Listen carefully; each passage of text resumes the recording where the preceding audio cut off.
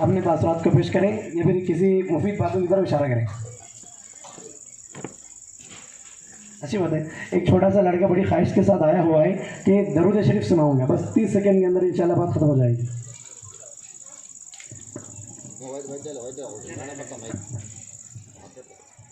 दरूद शरीफ अल्लाहुम्मा सल्ली अला मुहम्मदिन व अला आलि मुहम्मदिन कमा सल्लैता अला इब्राहीम व अला आलि इब्राहीम इन्नका हमीदुम मजीद। अल्लाहुम्मा बारिक अला मुहम्मदिन व अला आलि मुहम्मदिन कमा बारकता अला इब्राहीम व अला आलि इब्राहीम इन्नका हमीदुम मजीद। इतने बच्चों का आप प्रोग्राम सुने, इतने बच्चों के तकारीर सुने, अल्लाह और उसके रसूल सल्लल्लाहु अलैहि वसल्लम की बातें सुने, तो आपको एहसास होना चाहिए कि आप भी अपने घरों में आपके गोदों में पलने वाले बच्चों को दीनी तरबियत, दीनी तालीम हासिल कराने की कोशिश करें। अब इसके बाद मैं मौलाना अब्दुल सब्र रूमी साहब से गुजारिश करता हूँ कि वो 5 मिनट के अंदर अपनी बातें ख़त्म करें। अस्सलामु अलैकुम रहमतुल्लाहि व बरकातुहू। अल्हम्दुलिल्लाहि रब्बिल आलमीन वल आखिरतु लिल मुत्तक़ीन, अम्मा बाद। क़ाल अल्लाहु तआला या माशरल जिन्नि वल इंसि इन इस्तताअतुम अन तनफुदू मिन अक़तारिस समावाति वल अर्द फनफुदू ला तनफुदूना इल्ला बिसुल्तान।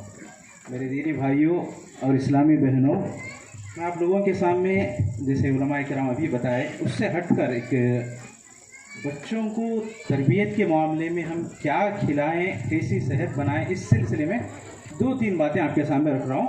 5 मिनट से ज़्यादा इंशाअल्लाह अपना वक्त नहीं लगेगा इंशाअल्लाह।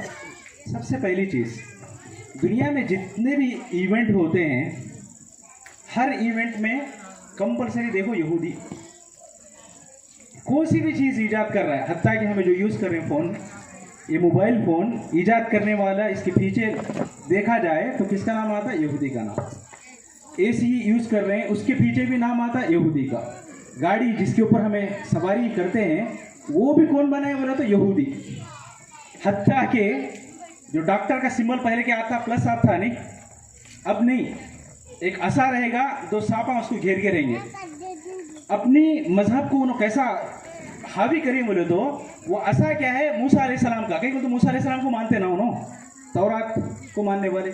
और जो सांपा है ये सब डेविल के हैं या जादूगरां के हैं, उसको हराने के वास्ते असा मूसा रख देकर बाकायदा वो सिंबल को ऐसा लागू करे कि हर डॉक्टर अपनी गाड़ी पर वही रखता। उसी फील्ड में रहने की वजह से बात मालूम हुई है। तो एक बात क्या बोले तो ये लोग ऐसा हर चीज़ में, हर इवेंट में पीछे ये लोग ही क्यों हैं? हम लोग मुसलमान क्यों नहीं हैं? तो इस बारे में ज़रा रिसर्च करने के बाद हमारे असलाफ एक बात बोलते हैं, बड़ी अच्छी बात है। वो क्या बोले तो दुनिया के अंदर जो भी कौमा है, ये कौमा में सिर्फ यहूदियों की कौम ऐसी कौम है जिनको अल्लाह ताला आसमान से खिलाया उतार को।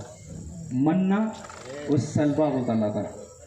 मन एक किस्म का मस्का था, घी था, और सलवा जानवर का गोश्त था या परिंदे का गोश्त था, मैं चाहता हूँ परिंदे का गोश्त था।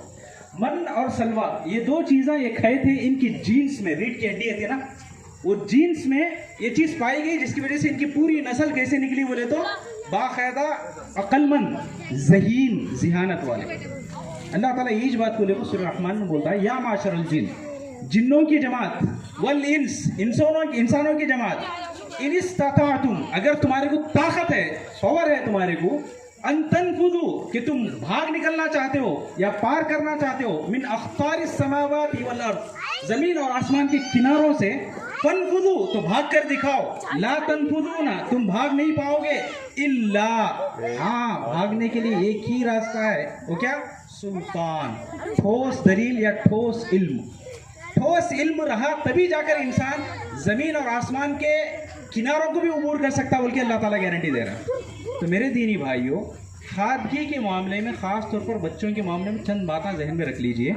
एक केस आया था जिसको देखने पर मालूम पड़ा, बच्चा क्या है, हंकियाँ उठा को बात नहीं कर सक रहा है, हाथा भी सीधे से ऊपर तक नहीं उठा सक रहा है, हाथा इतने टूट रहे हैं और कंपल्सरी ऐसे ही बात कर रहा है। देखा गया तो क्या होगा, मोबाइल देख देख कर मोबाइल की ऐसी आदत पड़ गई है बच्चे को कि मोबाइल हटाता ले तो रोना शुरू करता, जिसकी वजह से बच्चे को रिस्पॉन्ड होना नहीं हो रहा है, आई कांटेक्ट नहीं कर पा रहा है, बीमार हो गया। और दूसरी बात क्या, ख़ास तौर पर CMC वेलूर की जो हॉस्पिटल है, यहाँ पर एक रिसर्च करने वाला एक डॉक्टर आकर एक बात बोला, बच्चों के अंदर जैसे ही बुखार आती है खून कम हो जाता है, ले जाकर हॉस्पिटल में एडमिट करे, चंद दिनों में बच्चे का खून पूरा डाउन। क्या बोले तो वाइट सेल्स कम है कहते, रेड सेल्स कम है कहते, या खून की कमी आ गई कहते, खून डाउन हो गया, ब्लड डाउन हो गया, ये कहीं होता है। तो वहाँ का एक रिसर्चर बताता है बाकायदा कि देखो ये जो कुरकुरे हैं, पोलोरिंग या चिप्स, या नहीं बोले तो दुकाना में मिलने वाले 2-2 रुपए के जो भी चॉकलेटा हैं, ये सारी चीज़ें ऐसी हैं कि खाने की वजह से लिवर जो हमारा होता है ये पूरा डैमेज हो जाता है। खून बनाना, खून की उत्पत्ति करना ये नहीं करता है। हमें क्या करती, बच्चा जर्रा रोया रहेगा तो 5 के बिल ले जा दुकान में जाकर मोल ले, कुरकुरे मोल ले, यही आदत डाली है हमें। घर के अंदर बच्चों को अच्छी ग़िज़ा खिलाना। आज भी देखो जो बुजुर्ग हैं, इनको पूछ को देखो, इनके माँ बाप क्या खिलाते हैं, घी खाना खिलाते थे, जारी की रोटी खिलाते थे, कोंगनी का खाना खिलाते थे। आज हम अपने बच्चों को क्या कर रहे हैं, कुकर जिसमें दाल बनी रहेगा तो दाल है नहीं, बच्चा क्या तो पैखाना कर को गया मालूम पड़ता नहीं, वो हालत का मामला बनता है हमारा। तो ऐसी ग़िज़ाएं हमें बच्चों को खिलाएंगे तो बच्चे बड़े होकर क्या इवेंट निकालने वाले ही बोलो। तो इस वास्ते तरबियत में माँ बाप को ये बात के ऊपर ध्यान देना चाहिए कि मैं अपने बच्चे को खिलाऊं पिलाऊं तो कैसी चीज़ें खिलाऊं, कैसी चीज़ें पिलाऊं। तो इस बारे में ज़्यादा ध्यान देंगे तो इंशाअल्लाह सुम्मा इंशाअल्लाह हमारे बच्चे भी किसी से कम नहीं है। बू जहल को मारने वाले 2 बच्चे से, मास और मुअव्विज़ नाम था, छोटे बच्चे, पकड़ को नीचे गिराए, मार डाले उसे, मरते स्टेम पर अब्दुर्रहमान बिन औफ रज़ियल्लाहु अन्हु को गर्दन काटे उसकी। तो बच्चे ऐसे कारनामे अंजाम दे सकते, शर्त क्या हो तो माँ बाप बाकायदा उनके ऊपर फोकस करना चाहिए। खाली फ़ोन देख लेते बैठना ये अच्छी चीज़ नहीं है, बच्चों को भी देख लेते बैठो, बच्चों के ऊपर भी उनकी तवज्जो, उनके ऊपर तरबियत के बारे में भी तवज्जो देना चाहिए। बहरहाल अल्लाह ताला से मैं दुआ करता हूँ कि जो भी ज़िम्मेदारान हैं ऐसे ही हिम्मत करते हुए और आगे बढ़ाते जाएँ, और ये मकतब को अल्लाह तबारक व तआला इस मकतब की तरक्की में 4 चांद और लगा दे। आमीन सुम्मा आमीन। जज़ाकुमुल्लाहु खैर। अस्सलाम वालेकुम। अपने बच्चों के साथ हम यही काम करते हैं। आखिरकार ऐसा होता है, शेख की बातें सुनने के बाद ये मुझे तो ये मालूम हुआ कि खुद अपने बच्चों के ऊपर हम ही कुल्हाड़ी मार रहे हैं, अपने बच्चों को अपने हाथों के जरिए हमें कुल्हाड़ी मार रहे हैं। तो लिहाजा मेरी और आपकी कोशिश यही होनी है कि मेरे और आपके बच्चे अच्छी से अच्छी ग़िज़ा खाएँ, अच्छे से अच्छे सेहतमंद बनकर रहें। अल्लाह ताला से दुआ है कि अल्लाह तबारक व तआला हमें इस्लाम का शरीयत का पाबंद बनाए। आमीन या रब्बल आलमीन। मुअज़्ज़ज़ हज़रात, अभी हमारे जो प्रोग्राम के सदर, जिनको हम सदर के हिसाब से बुलाए थे, अभी उनका खिताब होगा। मैं मौलाना हाफिज़ बिजावेद अहमद उमरी हाफिज़ुल्लाह से दरख्वास्त करता हूँ कि वो अपनी क़ीमती खिताब से लोगों को मुस्तफ़िज़ फरमाएँ। लज़ीना आमनू क़ू अनफुसकुम व अहलीकुम नारा। मोहतरम उलमा इकराम, अज़ीज़ सामिईन व सामिआत, आज हम लोग एक अच्छे प्रोग्राम में हिस्सा लिए हैं। अल्लाह का बहुत बड़ा फजल व एहसान है कि हम ऐसी महफिल में शरीक हुए कि जहां अल्लाह तबारक व तआला की रहमत बरसती है। दरअसल मैं जो बातें बताने के लिए यहाँ आया था वो हमारे आत्माकुर से जो शाहिद मुल साहब आए हैं वही बातें मुल साहब बता दिए, क्योंकि इल्म के ताल्लुक से सब बातें एक ही होती हैं, कोई नई बात नहीं होती, कोई दूसरी बात लाके नहीं बताई जा सकती। क्योंकि इल्म हासिल करना मदरसा, मकतब, तलबा, जिम्मेदार, पढ़ी जाने वाली और पढ़ाई जाने वाले उस्ताद, या सब इन्हीं के मामले से ये काम आगे बढ़ता है। तो मौल साहब मेरा काम और आसान कर दिए, इसलिए मैं सरसरी तौर पर 2-3 बातें बताकर अपनी बात को ख़त्म करूँगा। अल्हम्दुलिल्लाह ये मकतब बहुत अच्छे तरीके से चल रहा है। जब मकतब का पहला साल था तो एक मरतबा मुझे मुम्तहिन की हैसियत से बुलाया गया था। 8 जून 2021 जुमेरात के दिन मैं मकतब में इम्तिहान लेने के लिए आया था। बहुत खुशी हुई थी। छोटे छोटे बच्चे कुरान पढ़े, हदीसें सुनाए, उर्दू के बारे में जो इम्तिहान उनका मुकम्मल लिया गया, तो बहुत खुशी हुई।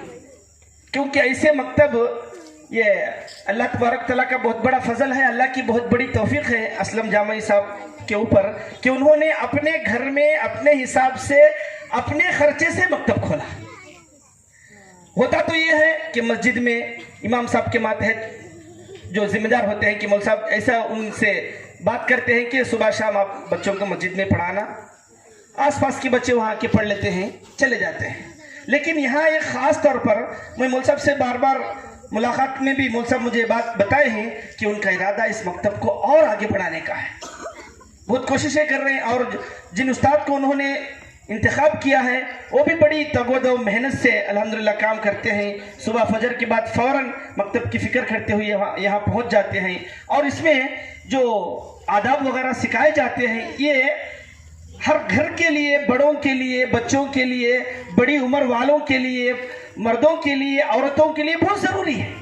क्योंकि छोटा बच्चा जो सुबह में मकतब जाके आता है 1 घंटा 1.5 घंटे में, उसके बाद स्कूल चला जाता है, फिर शाम में आकर उसका जो होमवर्क होता है स्कूल का वो करता है। लेकिन वो सुबह के वक्त में या शाम के वक्त में कोई एक वक्त, हमारे पास भी मस्जिद महबूब में मकतब चलता है, मैं सुबह के वक्त पढ़ता हूँ। सहूलत के हिसाब से मकतब चलता है, कहीं सुबह चलता है, कहीं शाम में चलता है, कहीं तालीम बालिगान के नाम पर इशा के बाद भी चलता है, वो भी अच्छी चीज़ है, उसको भी लाना चाहिए। लेकिन यहाँ जो बातें सिखाई जाएंगी मकतब में, ये कई चीज़ों का निचोड़ होता है। छोटे बच्चे कुरान की तिलावत करें, दुआएं पढ़ें, घर में जाकर खाने के आदाब बताएं या खाते वक्त कैसे खाएं उसका आदाब, वो अदब के साथ खाएं या बड़ों को बताएं, बड़ों को सलाम करें। कपड़े पहनने के वक्त क्या आदाब हैं, कपड़े उतारते वक्त कैसे उतारना चाहिए, दुआएं कैसे पढ़नी चाहिए, जब हम बाथरूम को जाते हैं तो क्या दुआ पढ़ना चाहिए, बाहर आते वक्त क्या दुआ पढ़ना चाहिए। ऐसी बहुत सारे जो चीज़ें हैं, बड़ों का एहतराम है। इसी तरह घर में दाखिल होते वक्त की दुआ है, घर से बाहर निकलते वक्त की दुआ, कितनी अहमियत के हामिल है ये चीज़ें। ये बड़े बड़े जो लोग नहीं कर सकते, ये छोटे छोटे बच्चे मकतब में जाकर सीख के आते हैं। और बचपन में जब उनको ये बात डाल दी जाती है, आखिर वक्त में ऐसा होता है मकतब में सबक वगैरह सब सुन लेने के बाद, नया सबक दे देने के बाद इज्तिमाई तौर पर बच्चों को उठाकर दुआएं पढ़ाई जाती है। एक बच्चा उठता है, दुआ पढ़ता है तो पूरे बच्चे उसके साथ दुआएं दोहराते हैं।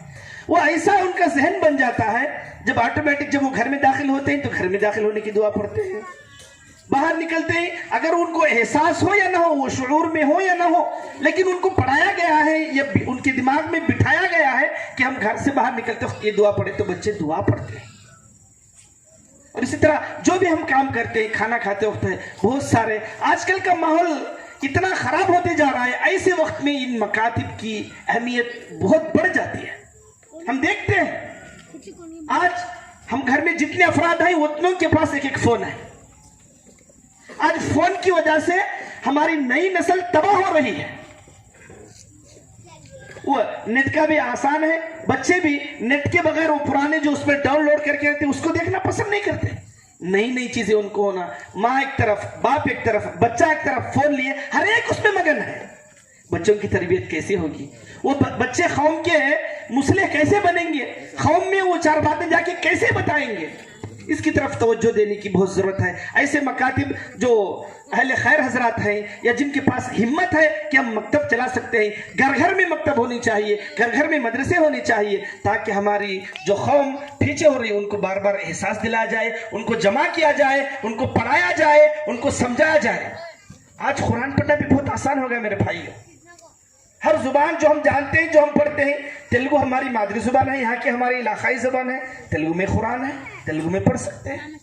अरबी में पढ़ना है तो मकतब मदरसे को जाइए, किसी इमाम के पास, साहब के पास बैठ के मौलवी साहब में कुरान, कोई इमाम ने इनकार नहीं करते, खुशी होती।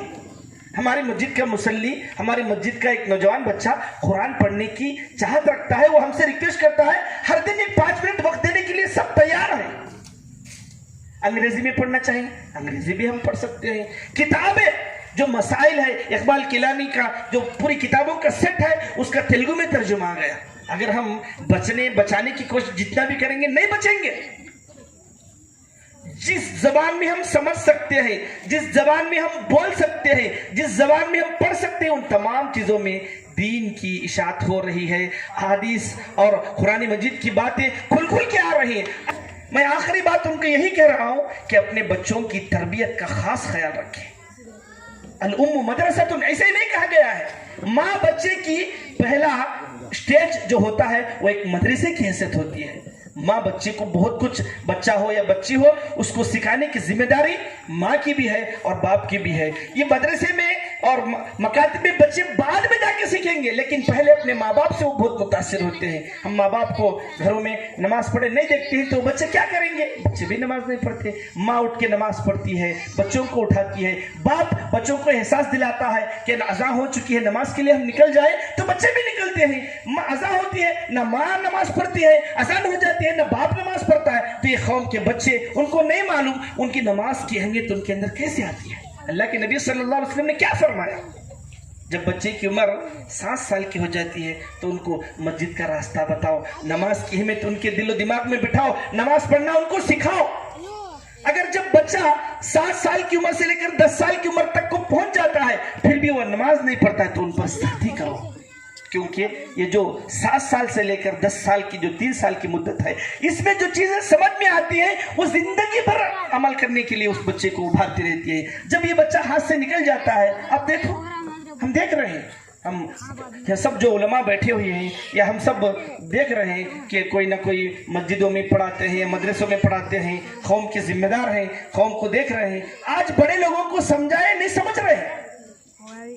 उनके बालों का स्टाइल क्या, उनके कपड़ों का स्टाइल क्या, उनके मोबाइल फोन रखे, हाथ में एक पट्टा, गले में एक चैन, उधर एक पट्टा, इधर एक पट्टा लगा के कैसे हमारी कौम बदलाव हो रही है, खराब हो रही है। देख के दुख होता है, दर्द होता है। क्यों इनके बचपन में इनको ऐसी तरबियत नहीं गई। लेकिन इन दिनों में बहुत खुशी होती है कि हर मस्जिद में मकतब चलता है। अभी कल का दिन परसों मकतब सलसबील का भी जलसा हुआ, वहां भी मैं गया था, वहां भी बहुत अच्छे बच्चे तकरीर किए। यहाँ आज भी देखिए छोटे छोटे बच्चे बड़ी बड़ी बातें जो एक बड़े आदमी को नहीं, अल्लाह के नबी सल्लल्लाहु अलैहि वसल्लम की जिंदगी के बारे में नहीं मालूम, नबी बोले तो क्या नहीं मालूम, नबी का एहतराम कैसे करना चाहिए, नबी कहाँ पैदा हुए, कहाँ उनका इंतकाल हुआ, नबी किस लिए आए। वो लिकुल्ली कौमिन हाद, एक बच्चा तकरीर में कह रहा था कि अल्लाह तबारक व तआला ने तमाम कौमों के लिए एक रहनुमा भेजा। ये सारी बातें जब सुनते हैं तो बच्चों को वो उनके अंदर इतनी हिम्मत आती है और वो ऐसे बन जाते हैं कि आगे चलकर वो बुराइयों से बचे रहते हैं। आज हम बड़े लोगों को जुमा के खुतबों में हो, सुबह शाम के दरसों में कितना समझाने की कोशिश करते हैं। आज हमारी शादियां होती हैं तो वहाँ कितना रस्म रिवाज में इतना फंस चुके हैं कि छोड़ना चाहते हैं लेकिन कौम छोड़ने नहीं देती। बचपन से अगर हम उनकी तरबियत अच्छी करेंगे, उनको सिखाएंगे, उनको पढ़ाएंगे, गलत क्या अच्छा क्या, नबी का फरमान क्या, हम क्या कर रहे हैं। शिर्क व बिदात के उन्वान पर भी जो 2 बच्चे तकरीर की, एक मनफी और मुस्बत, ये भी बहुत अच्छा मैं मुतासिर हुआ इससे। मैं हमारे यहाँ कड़मूर को जाते वक्त रास्ते में नागलुट्टी है एक दरगाह। मैं एक बात बताकर अपनी बात को खत्म करता हूँ। एक जरूरी काम के लिए मैं फजर की नमाज के बाद फौरन जा रहा था तो एक बड़े साहब बुजुर्ग है, लगभग उनकी उम्र 80 से ऊपर है, गाड़ी को रुका, मैं रुकाया, बोले वहां दादाओं के पास छोड़ दो, मुझे वहां जरा डोंगर है सामने, वहां क्या है एक छोटी दरगाह नहीं बनी है। तो मैं बोला अजी बड़े आदमी ये दादाओं क्या है, दादा के पास छोड़ो। बोल तो कौन है, तुम्हारे को नहीं मालूम, यहाँ सब भी दादानो है, ये दादानों को हमें जाको इनको सब जरा उनको घिगाले को उनको बोले तो इन्हों रसूलुल्लाह दादा को जाको बोलती है। रसूलुल्लाह दादा क्या करती है, सबको माफ कराती है। तो ऐसे माहौल में ऐसी तकरीरें रखकर कौम को समझाना। औरतें घर में इस मामले में बच्चे को थोड़ा बुखार आ गई बेचैन हो जाते हैं, वो धागा बांध दिए, वो ताबीज लटका दिए, 20 पैसे का बिल्ला जो पुराना है उसको गले में डाल दिए, घर में नारे लटका दिए। काला धागा क्या करता, उससे बेहतर गोली खिला देते। एक 5 रुपए वाला जो दुकान में काला धागा मिलता है वो आपकी बच्चे की तकलीफ को दूर कर सकता है क्या? नहीं समझ में आती है कौम के लोगों को बातें।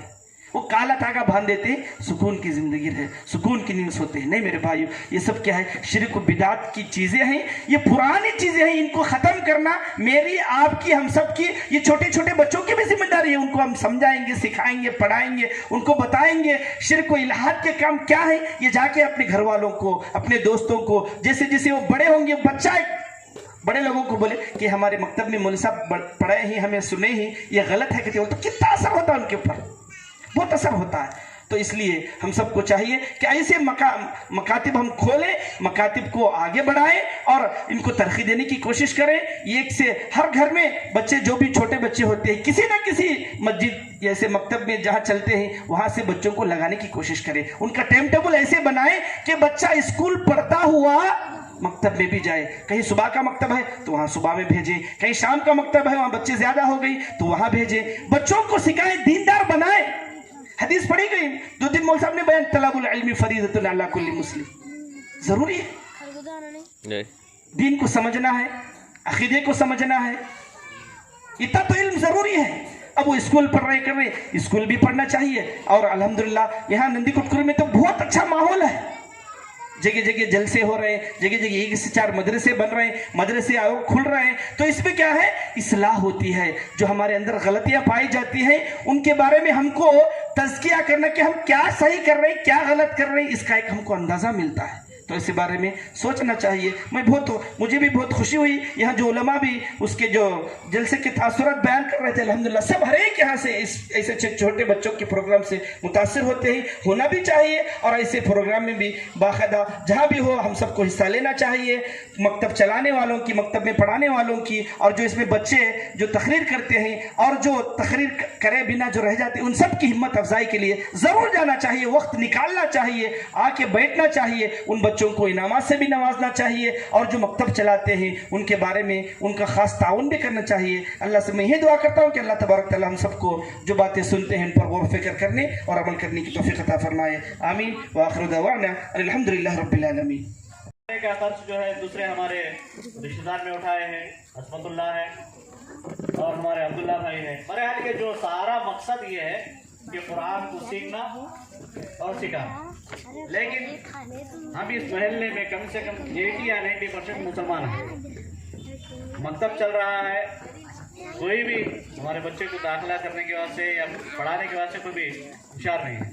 बहरहाल ये तामीर थी, इंशाल्लाह आइंदा साल जो मैं उम्मीद रखता हूँ कि इस मोहल्ले से बच्चे 10 या 15 बच्चे नए बच्चे आएंगे। और जो मैं खासकर हमारे जो मेहमान हैं आत्मापुर करनूल से जो भी लोग आए हैं, इंशाल्लाह हमारे उलमा इकराम हैं, मैं उनका तहे दिल से शुक्र अदा करता हूँ कि अल्लाह ताला उनके यहाँ पर आने और हमारी हिम्मत अफजाई के लिए जो मेहनतें जो तकलीफें उठाई हैं, अल्लाह ताला उनको इसका बदला दे।